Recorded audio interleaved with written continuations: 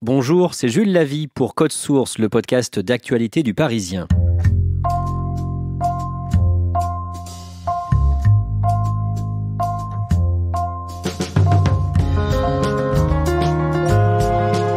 Cela va faire 3 mois, le 21 février, que la Française des Jeux est entrée en bourse. L'opération a rapporté à l'État près de 2 milliards d'euros.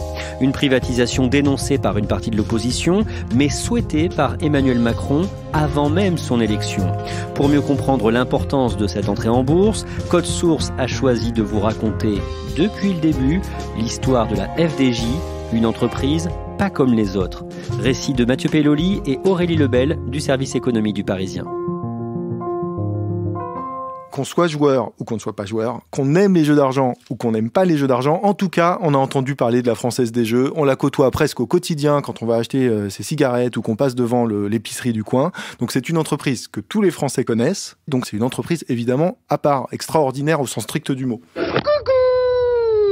Au revoir, président! Qu'est-ce que c'est que ce truc, Corinne? Bientôt, à quel tour? Aurélie Lebel, le 11 novembre 1918, l'armistice entre la France et l'Allemagne est signé. La Première Guerre mondiale a fait plus de 18 millions de morts en Europe, 1 700 000 en France, militaires et civils, et aussi des centaines de milliers de blessés. À la fin de la guerre, en fait, il y a à peu près 500 000 soldats français, plutôt des hommes jeunes, qui rentrent avec des visages totalement défigurés, des mâchoires arrachées. C'est très nouveau parce qu'en fait, il y a eu l'utilisation de mitraillettes, de grenades, etc., qui ont fait que les visages ont été complètement défigurés et mutilés. Et donc, à ce moment-là, il y a plusieurs hommes, notamment 2, qui vont se rencontrer au Val-de-Grâce. Ils sont suivis parce qu'ils ont été mutilés pendant la guerre. Ils sont à l'hôpital et ils décident de se dire, voilà, il faut qu'on fasse quelque chose pour nous. Ils vont décider de lancer une association qui s'appelle donc les Gueules Cassées. Il faut rappeler qu'à l'époque, il n'y a pas de sécurité sociale. Exactement. À l'époque, les gens qui rentrent mutilés de la face, comme on dit, ne seront pas pris en charge par une pension d'invalidité parce que le gouvernement considère que comme ils ont leurs bras et leurs jambes, ils peuvent travailler. Or, en fait, c'est des gens qui rentrent de la guerre et qui sont totalement en marge de la société, ils n'arrivent pas à se reconstruire. En plus, ils n'ont pas de ressources financières et donc ils se retrouvent seuls. Les Gueules Cassées en appellent à la générosité des Français et dans l'émotion de l'après-guerre, ils parviennent à lever des fonds importants. Que font ces associations dans un premier temps ? Dans les premiers temps, en fait, ils achètent un château en Seine-et-Marne. Ils décident de créer un lieu d'accueil pour ces personnes qui ont été défigurées. C'est un lieu d'accueil qui est pas très loin des hôpitaux, qui permet à ces gens de se reposer entre 2 opérations, de se ressourcer, de se reconstruire doucement. Mais au début des années 30, l'association des Gueules Cassées rencontre des difficultés. Oui, parce que on arrive dans la Grande Dépression. La crise de 29 aux États-Unis est passée par là. Elle a eu des conséquences aussi en Europe. Et finalement, la solidarité nationale qui s'était mise en place s'émousse petit à petit. Et les Gueules Cassées ont de plus en plus de difficultés à faire rentrer des fonds dans leur association et à se soigner. Que fait l'association en réaction ? Elle lance une souscription sous forme d'une loterie qui s'appelle La Dette et dont l'objectif est de faire rentrer de l'argent dans les caisses de l'association. Et ça marche. Et oui, ça marche. Le succès est au rendez-vous et les Français se mobilisent. Aurélie Lebel, cette initiative donne des idées à l'État. Ils proposent aux anciens combattants de se mettre avec eux et donc ils lancent une grande souscription pour lancer une loterie nationale. Alors c'est quoi cette idée ? Un jeu, comme une grande loterie. Ainsi, en tentant la fortune, les Français soulagent l'infortune. Le premier tirage a lieu le 7 novembre 1933 à Paris, au Trocadéro. Comment se passe cette loterie ? D'abord, qu'est-ce qu'il y a à gagner ? Alors le premier lot, c'est un petit avion, donc c'est assez colossal, c'est un biplan tel que ça existe à l'époque.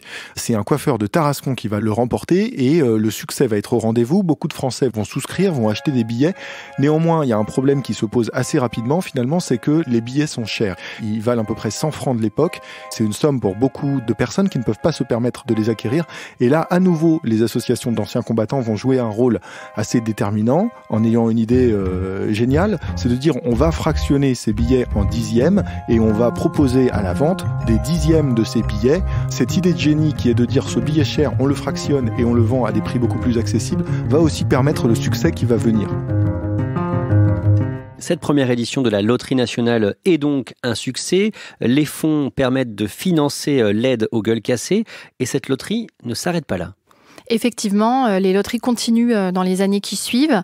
L'État est très content des résultats et très vite, on va avoir des tirages tous les mois et des tirages pour des événements exceptionnels type Saint-Valentin ou Vendredi 13. C'est arrivé hier. Hier, quand la Loterie Nationale tirait au sort son œuf de Pâques, un gros lot de 55 millions. Un lot à faire rêver. À ce moment-là, qui est-ce qui s'occupe de la Loterie Nationale ? L'État prend en charge l'organisation de la loterie. C'est lui qui s'occupe de faire en sorte qu'il y ait une sécurité juridique autour des tirages, qu'il n'y ait pas de soupçons de fraude, etc.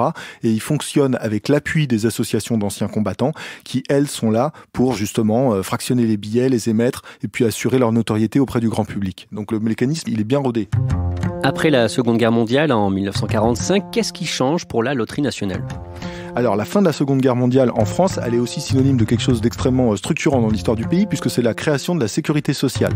Et avec la sécurité sociale, finalement, les anciens combattants, ils ont une caisse, un régime général pour se faire soigner.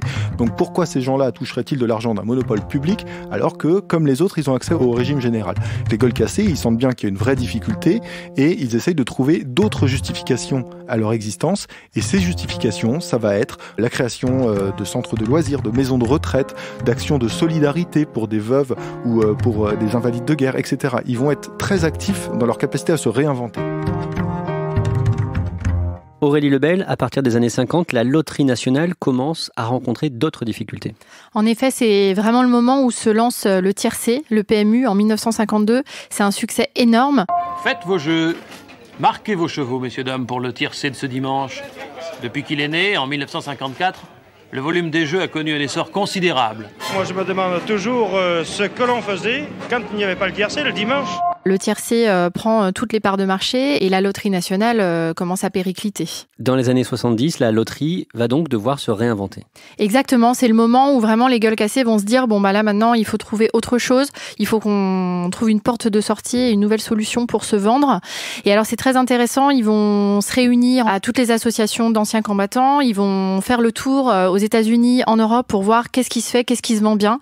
Et ils vont décider qu'en Allemagne, il y a un truc qui fonctionne très très bien qui s'appelle le loto et qui se vend super bien et ils vont décider de le ramener en France. Le 19 mai, vous jouerez au loto. Le loto, vous envoyez la publicité un peu partout à travers la France.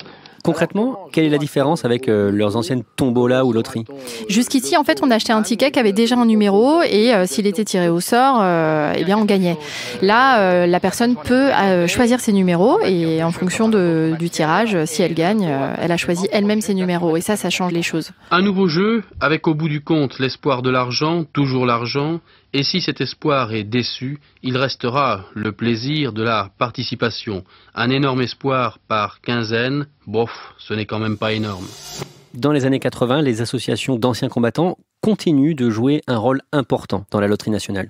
Les associations d'anciens combattants, ce sont des véritables professionnels de l'innovation. Dans les années 80, ils vont mettre en place les jeux de grattage qui continuent d'exister. Vous vous souvenez peut-être du tac au tac. Et ils vont ainsi, comme ça, mettre en place plein de nouveaux produits qui vont rencontrer l'intérêt des Français. Dans les années 80, la loterie change de nom plusieurs fois avant de devenir la Française des Jeux en 1991. À ce moment-là, elle est détenue par qui ? À ce moment-là, l'État est au capital, mais se met en place une structuration vraiment extrêmement précise entre d'un côté l'État, actionnaire majoritaire à 72%, et puis de l'autre côté des actionnaires minoritaires, dont les associations d'anciens combattants, deux principalement qui à elles deux ont 13% du capital, et puis tout un assemblage un peu hétéroclite d'actionnaires minoritaires. On trouve une mutuelle de fonctionnaires, une famille de Roanne, une PME, etc. Mais là, ce sont vraiment des participations, pour ainsi dire, anecdotiques.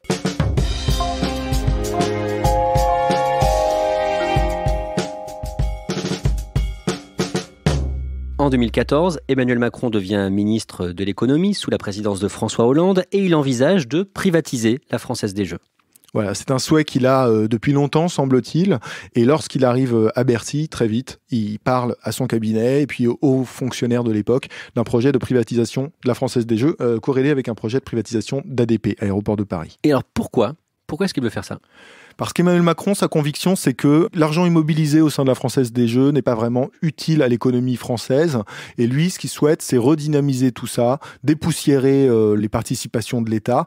Et son énorme argument, c'est de dire, de toute façon, la Française des Jeux rapporte un peu de dividendes à l'État, mais c'est très peu par rapport aux rentrées financières qui sont liées aux taxes sur les jeux. Et ça, que la Française des Jeux soit une entreprise publique ou qu'elle soit devenue une entreprise privée classique, ça ne changera rien. Les rentrées financières de l'ordre de plusieurs milliards d'euros liées aux taxes seront identiques. Donc, allons-y. Mais tout le monde n'est pas d'accord avec lui au sein du gouvernement. Non, tout le monde n'est pas d'accord, c'est le moins qu'on puisse dire. Et il y a même quelqu'un qui n'est pas du tout d'accord. C'est un des autres locataires de Bercy, c'est Christian Eckert, qui est le secrétaire d'État au budget. Et lui, il voit ça d'un œil très très inquiet parce qu'il dit qu'il y a des risques de blanchiment de capitaux, d'addiction, etc. En ayant l'État actionnaire principal, on a quand même quelqu'un qui est garant d'une certaine moralité de l'entreprise. Demain, si cette entreprise tombe dans les bras d'un investisseur privé, je redoute le pire en termes de pratique. Concrètement, que fait Christian Eckert ? Christian Eckert, il commence par s'opposer, par dire à Emmanuel Macron qu'il n'est pas d'accord. Alors, faut imaginer le ministère des Finances. Christian Eckert, ses bureaux sont au 3e étage, ceux d'Emmanuel Macron sont au 5e. Et à un moment, donc, on organise au 8e étage une réunion entre tous les membres de cabinet, les personnels de la haute administration concernée. Et là, on met tout sur la table et ça se passe pas très bien, puisque les deux ne tombent pas d'accord. Il va falloir un arbitrage dans le bureau de Manuel Valls à Matignon et ce sera le Premier ministre qui dira est-ce qu'on y va ou est-ce qu'on n'y va pas. Racontez-nous cette réunion. À ce moment-là, dans le bureau de Manuel Valls, on trouve Christian Eckert, Emmanuel Macron, ministre de l'économie, et puis les directeurs de cabinet. Et donc le Premier ministre va dire qui il soutient et qui il ne soutient pas. Chacun déroule à nouveau ses arguments. Ça se joue sur un détail finalement parce que Christian Eckert raconte qu'à un moment Manuel Valls l'interrompt un peu brièvement en lui disant dépêche-toi, on les connaît tes arguments. Et finalement Christian Eckert à ce moment-là réagit mal, ça le brusque un peu, ça le choque. Et là du coup il va dire moi si cette loi passe, je n'irai pas la soutenir à l'Assemblée nationale. Sous-entendant vraiment à ce moment-là qu'il démissionnerait en fait. Sans doute que l'argument porte puisque là Manuel Valls décide de donner raison à Christian Eckert, décide de désavouer Emmanuel Macron et donc il refuse la privatisation de la Française des Jeux. Pendant la campagne pour l'élection présidentielle de 2017, le candidat Emmanuel Macron se prononce pour la création d'un fonds en faveur de l'innovation des entreprises. Oui, en effet, c'est un de ses projets de campagne et en fait, l'objectif, c'est de pouvoir booster des petites pépites françaises et d'en faire des géants. Pour financer ça, il annonce déjà que peut-être ça pourrait s'appuyer sur des actions d'entreprises que l'État pourrait éventuellement céder. Donc, c'est pas dit très très clairement, mais on comprend qu'il y a peut-être des privatisations à la clé. Après son élection, le 7 mai 2017, il va lancer ce qu'on appelle la loi Pacte. C'est quoi ? Alors en fait, c'est une loi qui est portée par Bercy, par Bruno Le Maire, qui est donc le ministre de l'économie. C'est une loi qui est là pour booster les entreprises. Il y a énormément de volets dans cette loi. Et donc, il y en a un en particulier qui est consacré à ce fonds pour l'innovation, auquel est rattachée la privatisation de plusieurs entreprises. Évidemment, à ce moment-là, les noms ne sont pas donnés, mais on sait déjà que la Française des Jeux, Aéroports de Paris sont particulièrement dans le viseur. En mai 2019, la loi Pacte est promulguée. Quelles conséquences pour la Française des Jeux ? C'est le coup de sifflet du début du match, c'est le coup d'envoi de la privatisation.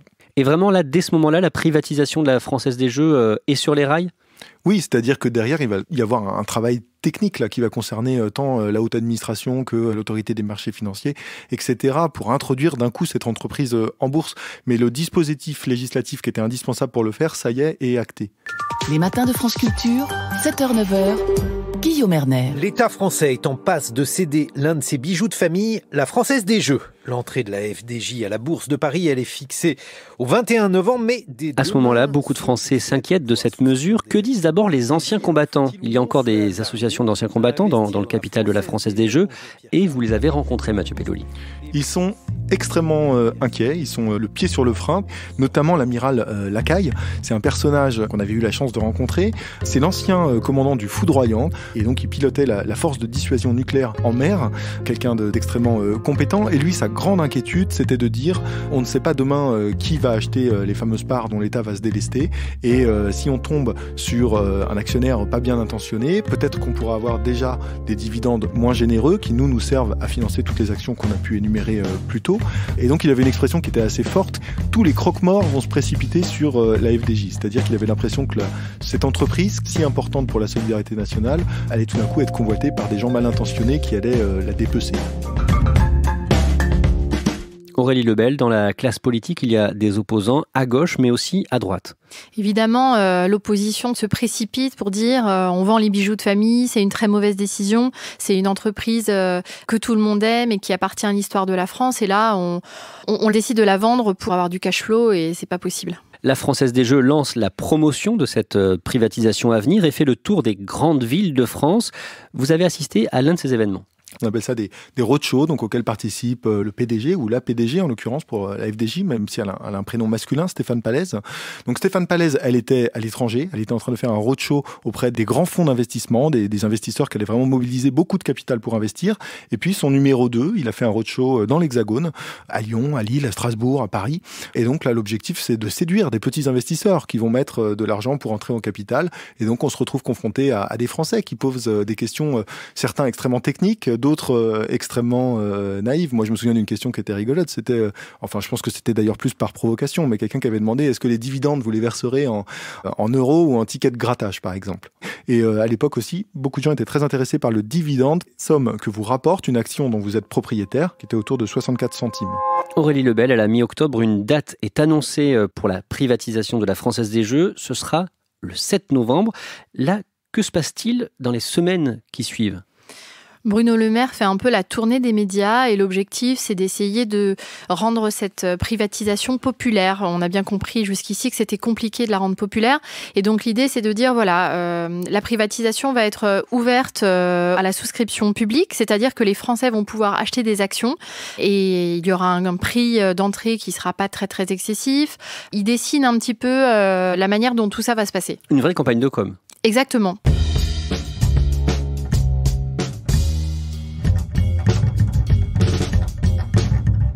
Aurélie Lebel, avec Mathieu Pelloli, vous interviewez le ministre de l'économie Bruno Le Maire en exclusivité pour Le Parisien. Qu'est-ce qu'il vous dit à ce moment-là ? C'est assez intéressant parce qu'en fait, c'est une interview où il redonne exactement les explications pour souscrire, pour les Français qui veulent acheter, les décotes, les montants, etc. Et en fait, on n'a pas le prix exact parce que ce prix doit rester secret jusqu'à l'annonce officielle de l'autorité des marchés financiers. Et donc, nous, on l'aura quelques heures avant. On publie à 20h45 et en début d'après-midi, on nous donne la fourchette exacte. À l'époque, on nous annonce que le prix de l'action sera entre 16,50 € et 19,90 €. Les actions de la Française des Jeux sont mises en vente à partir du 21 novembre 2019. À quel prix finalement ? C'est la fourchette haute qui finalement est retenue, ce qui est bon signe. Ça veut dire qu'il y a eu énormément de souscripteurs. Plus de 500 000 Français sont devenus petits actionnaires. Donc 19,90 €, c'est le prix de mise sur le marché. Et assez vite, le prix va grimper. C'est-à-dire que l'action va prendre 18%, puis à la clôture 16%, ce qui est une excellente opération. C'est-à-dire qu'il y a une vraie plus-value tout de suite initiale. Au total, combien l'État a gagné dans cette affaire ? 2 milliards, une vraie rentrée financière pour les caisses publiques. Bon, rapporté au budget de la France, ça reste pas anecdotique, mais c'est pas non plus une somme qui va permettre de révolutionner les politiques publiques. Mais voilà, c'est 2 milliards qui vont servir à financer l'innovation et aussi à diminuer un petit peu la dette. Combien l'État a cédé de parts ? L'État s'est délesté de 52% de ses parts. Il était actionnaire majoritaire à 72%, il est désormais actionnaire minoritaire à 20%. La Française des Jeux est devenue une entreprise comme les autres aujourd'hui ? Oui, cette entreprise qui avait un destin exceptionnel et qui avait été un peu avant l'heure ce qu'on pourrait appeler une entreprise à mission, c'est-à-dire une entreprise avec un objet social extrêmement particulier, finalement devient une entreprise un petit peu traditionnelle et c'est tous les points d'interrogation qui pèsent sur son destin futur aujourd'hui, c'est de savoir si elle pourra rester un petit peu hors du commun ou si elle va devenir une de ces multinationales tout à fait classiques dont la finalité essentielle est de dégager du dividende pour les actionnaires. Aurélie Lebel, la Française des Jeux est devenue une entreprise comme les autres ? Pas tout à fait en réalité, parce que finalement les associations d'anciens combattants, elles restent au capital, elles restent à peu près à 14% du capital, donc c'est pas rien. Toutes les actions de recherche, de mécénat vont se poursuivre. Et au départ, cette association en 1927, elle avait eu un statut d'utilité publique. Et quelque part, la Française des Jeux aujourd'hui, elle a toujours cette dimension-là. Merci à Aurélie Lebel et Mathieu Pelloli. Épisode conçu et préparé par Stéphane Geneste, production Clara Garnier-Amouroux, réalisation Alexandre Ferreira. Code Source est le podcast d'actualité du Parisien, disponible chaque soir du lundi au vendredi à 18h. Si vous aimez Code Source, n'oubliez pas de vous abonner gratuitement sur votre application de podcast, comme Apple Podcast ou Podcast Addict. Vous pouvez aussi nous mettre des petites étoiles et puis n'hésitez pas à nous envoyer vos commentaires, vos suggestions, codesource@leparisien.fr.